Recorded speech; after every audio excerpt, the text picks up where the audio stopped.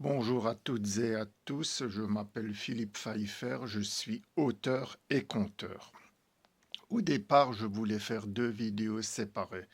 L'une pour vous présenter mon dernier livre, L'affaire de la maraude, la vérité, un témoignage. Et l'autre, c'est pour parler de l'affaire de la maraude elle-même. Donc je vais faire les deux en même temps. Il est évident que pour présenter le livre, je suis obligé de parler de cette affaire de la maraude, enfin ce que j'appelle affaire de la maraude. Donc je vais faire court pour pas lasser les auditeurs. Euh, et je ne citerai pas de nom, j'essaierai d'être dans le vague le plus possible pour pas froisser certaines personnes. Voilà. Donc, je faisais partie d'une maraude paroissiale. Euh, et j'ai émis un doute sur la sécurité sur le groupe des maraudeurs de WhatsApp et l'organisatrice m'a éjecté comme un malpropre. Voilà, donc, et en plus, elle m'a fait des reproches parce que j'avais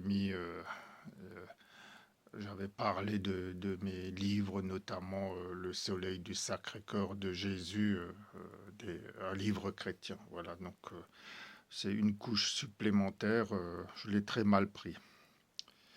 Et j'ai fait l'erreur enfin, si on peut appeler ça une erreur, de m'exprimer en public sur les réseaux sociaux. Voilà. D'autant plus que ce n'était pas la première fois que je me faisais éjecter et que j'ai été victime d'injustice. Ça m'est déjà arrivé plusieurs fois récemment et même dans le milieu professionnel. Voilà. Et les choses ont enveniné, se sont enveninées, pardon, et donc on m'a fait comprendre que ma quinzaine de vidéos, oui, il y en a une quinzaine, était dommageable à cette paroisse, voilà, qui par ailleurs est une des plus grosses de Strasbourg et qui fonctionne assez bien, enfin, disons, il se fait beaucoup de choses. Et donc, j'ai supprimé ces 15 vidéos, de bonne foi d'ailleurs, euh, voire même on a même essayé sous le chantage et l'ultimatum, c'est-à-dire une espèce de contrainte. Donc, au départ, j'ai refusé parce que bon, je, j'ai résisté au chantage d'État en 2021 concernant la vaccination obligatoire. Donc, je ne veux pas maintenant céder à un chantage venant du milieu religieux. Mais enfin bon, j'ai fait confiance, donc voilà. Et puis, je me sens complètement trahi. Euh, on a abusé de ma confiance, y compris l'organisatrice de la maraude, qui a 11 ans, qui a, pardon, 10 ans de moins que moi, si je me souviens bien. Enfin, voilà. Je crois qu'elle est née en 71, moi je suis né en 61. Et mon ami, lui, il a 12 ans de plus qu'elle. Il est né en 59 et on s'était dit, bah, il n'y a pas beaucoup de respect vis-à-vis des plus âgés aussi. Voilà. Cette éviction des maraudeurs et de la maraude qui par ailleurs me plaisait puisque ça rentre dans mes idées humanistes et chrétiennes. Voilà. Bah, je suis désolé, je ne l'ai pas mérité. Et donc, ce que je reproche à tous ces gens, c'est que, en fin de compte, je suis la première victime. C'est-à-dire que j'ai j'ai posé une simple question, c'est tout. Et on me jette comme un mouchoir usagé. Alors, je le redis, pour moi, c'est pas chrétien. Donc, c'est une énorme blessure qui n'est pas refermée, hein. Et c'est là où je veux en venir. C'est-à-dire que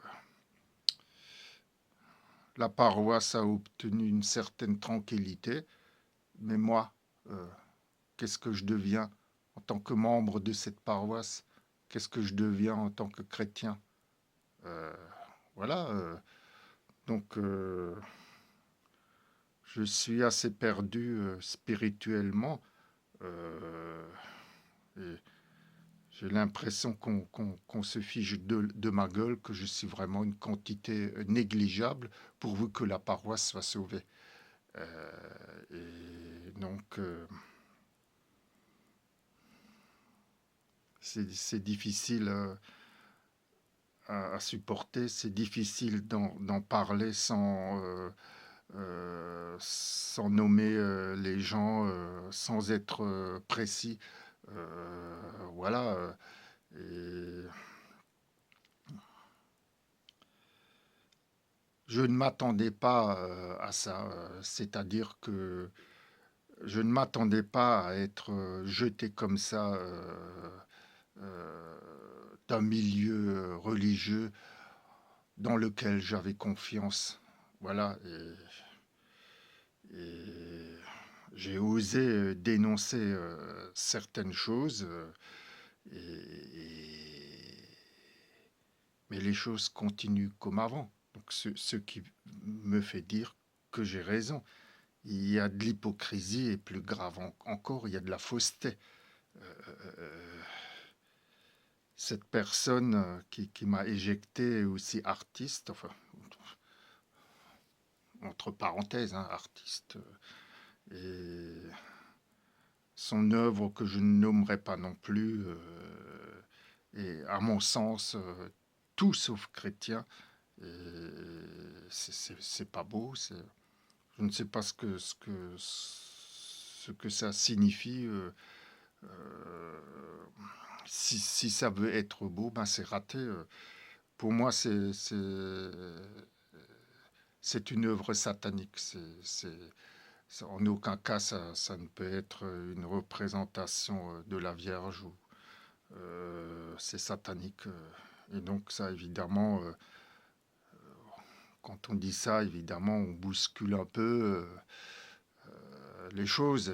Évidemment, ça ne plaît pas quand on dit la vérité. C'est pour ça que je dis il y a de l'hypocrisie et de la fausseté. Et voilà, donc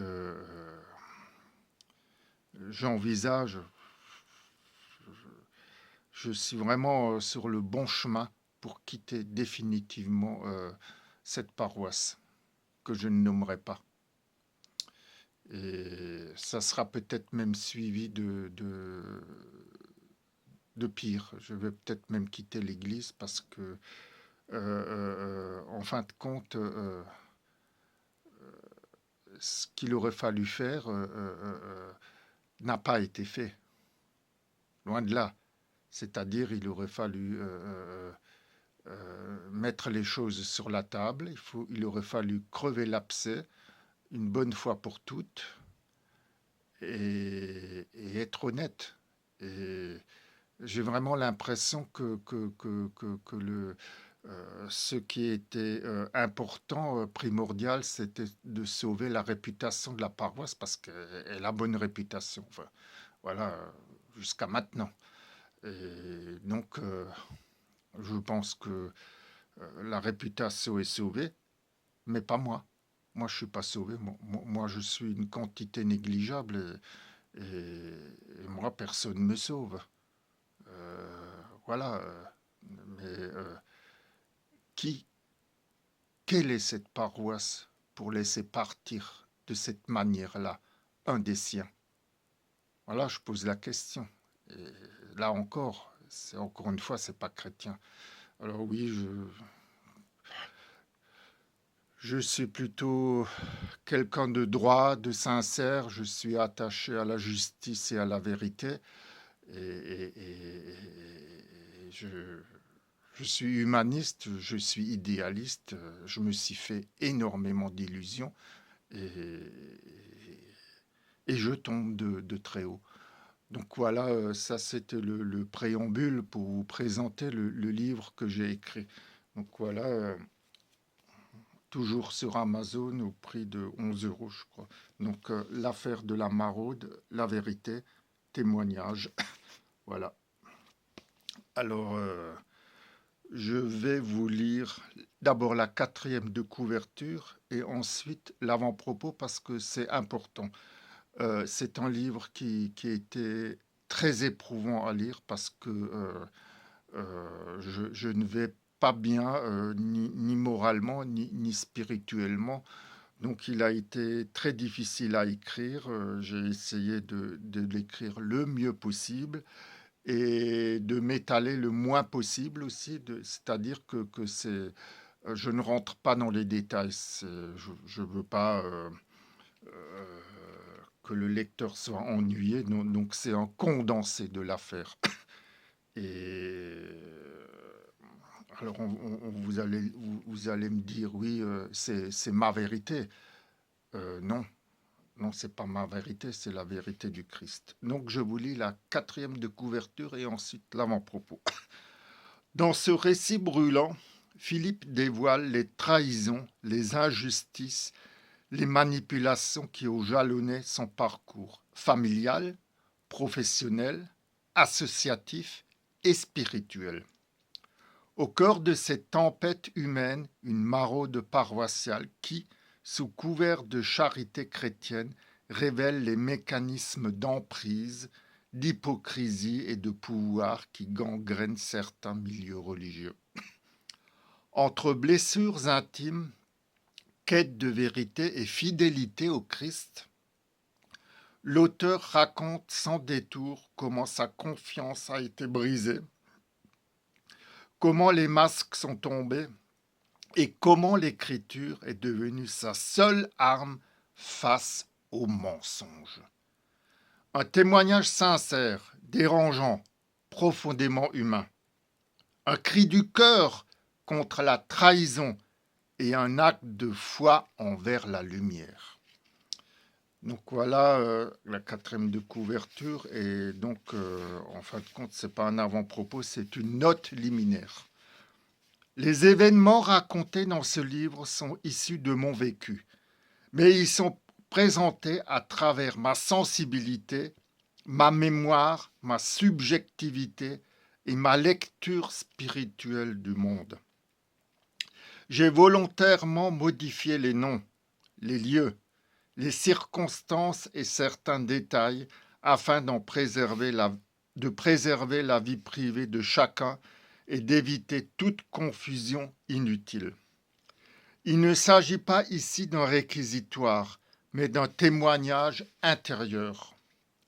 Ce texte n'a pas pour but de juger des personnes réelles, ni de leur prêter des actes ou des intentions qui pourraient leur être imputées. Il s'agit d'une transposition littéraire, d'un récit personnel, où les impressions, les émotions et les interprétations tiennent autant de place que les faits eux-mêmes. Toute ressemblance avec des personnes existantes ou ayant existé ne peut donc résulter que d'une projection ou d'une interprétation du lecteur.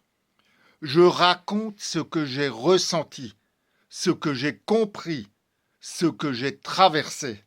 Je ne prétends pas détenir la vérité sur les autres. Je ne fais que chercher la mienne sous le regard de Dieu.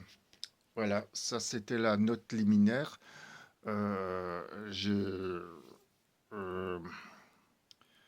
j'ai essayé de me protéger autant que je pouvais. Bon, j'espère que ça suffira, et puis si ça suffira, bah tant pis, hein. Il y a la liberté d'expression. J'ai pris énormément de précautions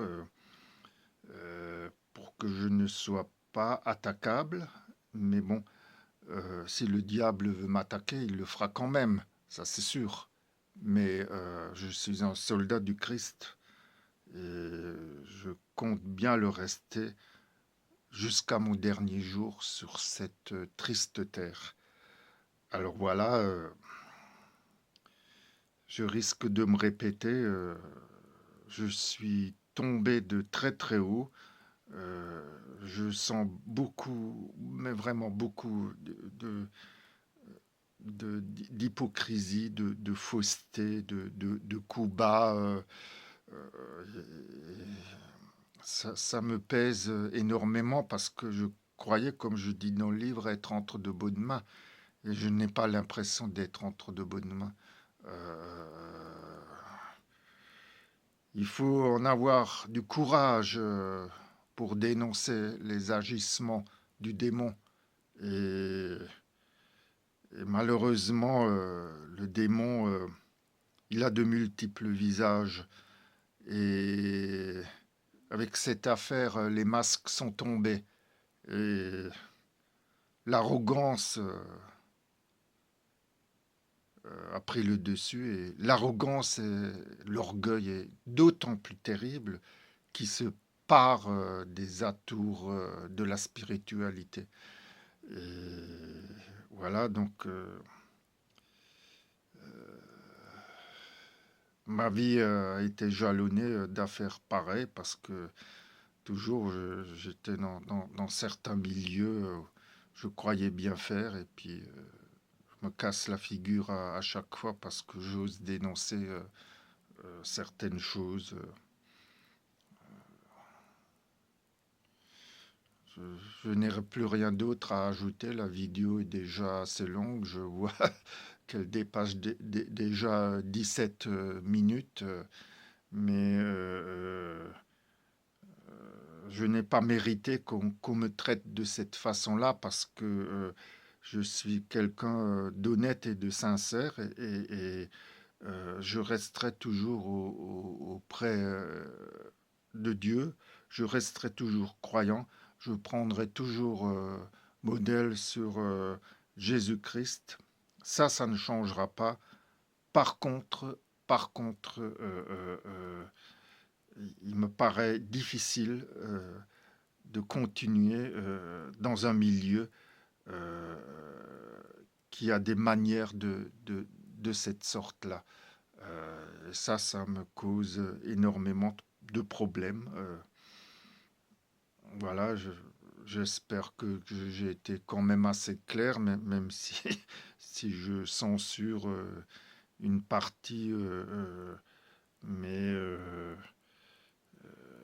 je, ce soir, c'est le cœur qui s'exprime une fois de plus, c'est l'âme qui s'exprime comme quand j'écris, quoi.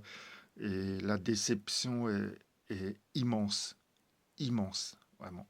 Elle est immense. Euh,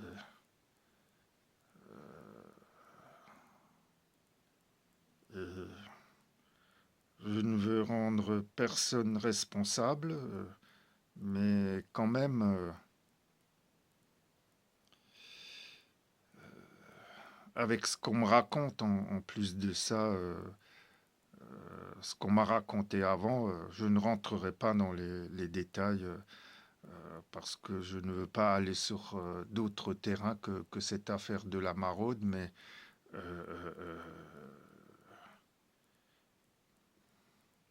je suis quelqu'un d'entier et je ne transige pas avec la vérité ni avec les agissements du démon. Non, non, je ne le fais pas. Euh, je ne l'ai jamais fait, je ne le ferai pas. Alors, je ne dis pas que je n'ai pas de tort aussi. C'est pour ça que d'ailleurs je ne me suis pas confessé hier, parce que j'estime que je n'ai rien fait de mal. Au départ, j'avais pensé à aller à la confession, mais moi, j'ai juste réagi. Alors, peut-être la manière dont j'ai réagi n'était peut-être pas la bonne, mais je n'ai pas le sentiment d'avoir fait quelque chose de mal. Alors quand l'organisatrice me dit je te pardonne, mais elle me pardonne de quoi? C'est elle qui a mal agi au départ. Voilà. Et- et-